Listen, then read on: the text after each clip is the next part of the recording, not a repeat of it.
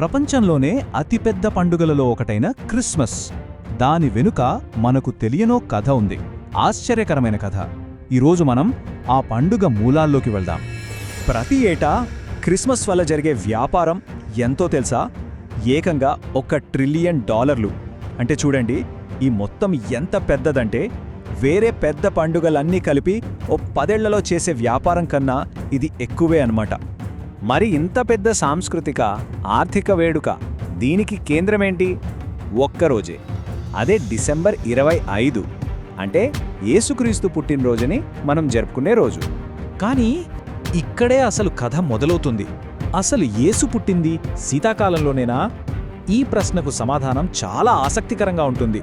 ఎందుకంటే క్రైస్తవ ఇస్లామిక్ గ్రంథాల్లో దొరికిన ఆధారాలు చూస్తే ఈ డిసెంబర్ 25వ తేదీ బహుశా సరైనది కాకపోవచ్చు అనిపిస్తుంది. ఇక్కడ చాలా ఇంట్రెస్టింగ్ పాయింట్ ఏంటంటే, వేరువేరు మత గ్రంథాలు ఒకే విషయాన్ని చెప్తున్నాయి. బైబిల్లో చూస్తే గొర్రెల కాపరులు రాత్రిపూట పొలాల్లో మందల్ని కాస్తున్నారు. ఇజ్రాయెల్లో ఆ చలికాలంలో అది అసాధ్యం. మరోవైపు ఖురాన్లో చూస్తే గర్భవతిగా ఉన్న మేరీ పండిన ఖర్జూర పండ్ల కోసం చెట్టును ఊపినట్టుంది. మరి ఆ పండ్లు కాసేది వేసవిలోనే కదా? సో ఈ 2 ఆధారాల్ని బట్టి చూస్తే జననం బహుశా వసంతకాలం లేదా శరదృతుము లాంటి వెచ్చని నెలలో జరిగి ఉండొచ్చు. అలా అయితే మరి డిసెంబర్ 25 అనే తేదీ కథ ఏంటి? అది ఎలా వచ్చింది? దీని వెనుకున్న అసలు నిజాన్ని తెలుసుకోవాలంటే మనం చరిత్రలో చాలా వెనక్కి వెళ్ళాలి. మొదటి క్రిస్మస్కు ఎన్నో ఏళ్ల ముందు కాలానికి. ఆ రోజుల్లో ప్రాచీన ఐరోపాలో చలికాలమంటే ఒక పెద్ద గండం. అంతా చీకటి, చలి, దాన్నుంచి బయటపడటమే ఒక పెద్ద సవాలు. అందుకే వాళ్ల పండుగలన్నీ కూడా మళ్లీ సూర్యుడు ఎప్పుడు తిరిగి వస్తాడా అనే ఎదురుచూపు చుట్టూనే ఉండేవి. ఆ చీకటి సమయంలో కాస్త వెలుగు, ఆశ నింపడమే ఈ పండుగల ఉద్దేశమన్నమాట. ఉదాహరణకు ఉత్తర ఐరోపాలో యూల్ అనే పండుగ జరుపుకునేవాళ్లు. సంవత్సరంలోకెల్లా అత్యంత చీకటిగా పొడవుగా ఉండే రాత్రిపూట సూర్యుడికి స్వాగతం పలుకుతూ పెద్ద పెద్ద మంటలు వేసేవారు. చీకటిని కాంతి జయిస్తుందని చెప్పడానికి ఒక పెద్ద యూల్ దుంగను కాల్చేవాళ్లు. ఇక దక్షిణ ఐరోపాకొస్తే రోమన్ సామ్రాజ్యంలో సాటర్నేలియా అనే ఒక పెద్ద ఫెస్టివల్ ఉండేది. వారం రోజుల పాటు జరిగే ఒక భారీ పార్టీ అనుకోండి. ఆ సమయంలో ఏ రూల్స్ ఉండో, యజమానులు బానిసలకు సేవ చేసేవాళ్లు. ఇళ్లంతా పచ్చదనంతో అలంకరించుకుని పెద్ద పెద్ద విందులు, గిఫ్ట్లతో తెగ ఎంజాయ్ చేసేవాళ్లు.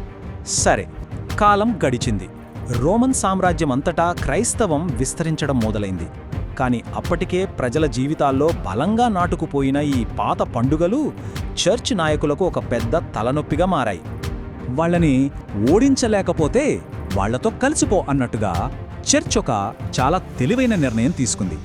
ఈ పండుగలను పూర్తిగా ఆపేయడం కష్టం కాబట్టి వాటిని నిషేధించే బదులు వాటిని తమలో కలిపేసుకుని వాటికొక కొత్త క్రైస్తవ రూపాన్ని ఇవ్వాలని డిసైడ్ అయ్యారు. ఈ ప్రాసెస్ ఎంత తెలివిగా జరిగిందో చూడండి. ఫస్ట్ ఒక తేదీని ఫిక్స్ చేశారు. అది డిసెంబర్ 25. ఎందుకంటే అది అప్పటికే ప్రజలు జరుపుకుంటున్న సాటర్నేలియాకి వింటర్ సాల్స్టిస్కి దగ్గరగా ఉంది. తర్వాత ఆ తేదీకున్న నమ్మకాల్ని వాడుకున్నారు. సోల్ ఇన్విక్టస్ అంటే ఓటమి ఎరుగనే సూర్యుడు అని రోమన్లు జరుపుకునే పండుగని సూర్యుడి పునర్జన్మను దేవుని కుమారుడి జన్మంగా మార్చేశారు. అలా పాత సంప్రదాయాలకు కొత్త అర్థాలిచ్చారు. చూడండి, పాత చిహ్నాలని ఎంత చాకచక్యంగా క్రైస్తవ ప్రతీకలుగా మార్చేశారో. సూర్యుడి పునర్జన్మ కాస్త దేవుని కుమారుడి జననంగా మారింది. వాళ్ళు అలంకరించుకునే పచ్చని చెట్లు, దండలు క్రీస్తులో నిత్యజీవనానికి చిహ్నంగా మారాయి. విందులు, వేడుకలు క్రిస్మస్ యొక్క 12 రోజులుగా రూపాంతరం చెందాయి. సరే, పండుగ మొదలైంది. కానీ కథ ఇక్కడితో అయిపోలేదు. ఈ పండుగ కాలంతో పాటు ఎలా మారుతూ వచ్చిందో, అలాగే మనందరికీ తెలిసిన శాంటాక్లాజ్ పాత్ర ఎలా పుట్టిందో ఇప్పుడు చూద్దాం. అయితే ఈ మార్పు అందరికీ నచ్చలేదు. ప్యూరిటన్ల లాంటి కొన్ని గ్రూపులు క్రిస్మస్లో ఇంకా పాత అన్యమత ఛాయలున్నాయని, అది చాలా విలాసవంతమైన పండుగని చెప్పి దాన్ని నిషేధించడానికి కూడా ప్రయత్నించారు. కానీ ఆ సంప్రదాయాలు ప్రజల జీవితాల్లో అంత బలంగా పాతుకుపోయాయి. ఆ తర్వాత కాలంలో మతం కన్నా కూడా వ్యాపారమే ఈ పండుగ స్వరూపాన్ని మార్చేయడం మొదలుపెట్టింది. శాంటాక్లాస్ పాత్ర కూడా ఇలాగే చాలా మార్పులకు లోనైంది. 4వ శతాబ్దంలో దాతృత్వానికి పేరుగాంచిన సెయింట్ నికోలస్ అనే ఒక నిజమైన వ్యక్తి ఈ పాత్రకు స్ఫూర్తి. కానీ 19వ శతాబ్దానికి వచ్చేసరికి ఆయన్ని ఆకుపచ్చ నీలం రంగు దుస్తుల్లో బొమ్మలు గీయటం మొదలుగీటారు. మరి మనకు తెలిసిన ఈ ఎరుపు తెలుపు సూట్ ఎలా వచ్చింది? ఆశ్చర్యంగా 1930లో ఒక పెద్ద కోకాకోలా కంపెనీ తమ యాడ్స్లో శాంటాని ఇలా చూపించడం మొదలుపెట్టింది. అప్పటి నుంచి అదే ఐకానిక్ లుక్గా మారిపోయింది. సో మనం ఈరోజు చూస్తున్న క్రిస్మస్ వెనుక ఒక్క కథ లేదు. ఇది ఎన్నో విభిన్నమైన చరిత్రల, సంస్కృతుల కలబోత. ఒక రకంగా చెప్పాలంటే క్రిస్మస్ అనేది ఒక మిశ్రమం. ఇందులో ఏవేమున్నాయంటే సూర్యుడి కోసం ప్రాచీన కాలంలో జరుపుకున్న పండుగలున్నాయి, ఒక సామ్రాజ్యాన్ని ఏకం చేయాలన్న రోమన్ రాజకీయాలున్నాయి, ఒక రక్షకుడి జననం గురించిన క్రైస్తవ సిద్ధాంతముంది, అన్నింటికీ మించి ఆధునిక వాణిజ్యం, మార్కెటింగ్ కూడా ఉన్నాయి. ఇవన్నీ కలిస్తేనే నేటి క్రిస్మస్. ఇదంతా మనల్ని ఒక చివరి ప్రశ్న దగ్గర నిలబెడుతుంది.